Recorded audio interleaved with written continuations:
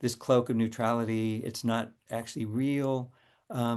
People want to know that you actually care about that. We will use language impartiality or co-partiality. We'll do both. That is that we're wanting to make sure that everybody is able to get the outcome that they need in order to satisfy their needs. As a matter of fact, and in practice, what we often do, and again, most of my work, not all of my work, sometimes we're doing some individual mediation, but most of my work is with large groups, communities, agencies, and communities. And most of the time, when we're doing that around decision-making processes, even if it's advisory, we're doing by definitions of consensus. And by consensus, we're meaning that in a group that everybody is at a minimum willing to live with. That is, they can support every element of what we're agreeing to. And if they're not, then we're not, that is not part of the agreement that we have.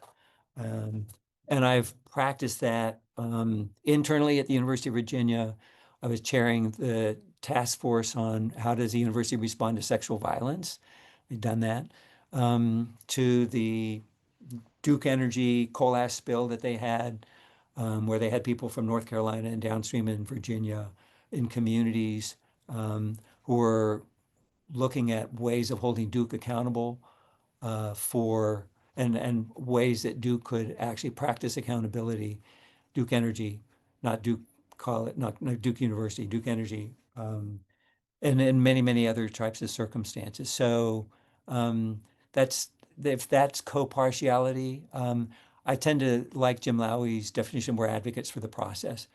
And we're advocates for a process, and these days in particular, that is trauma-informed, that's inclusive, that's responsive, that is truth-seeking and understanding that there are multiple truths, and that is very much deliberative. That is that we believe that we have something to learn from each other.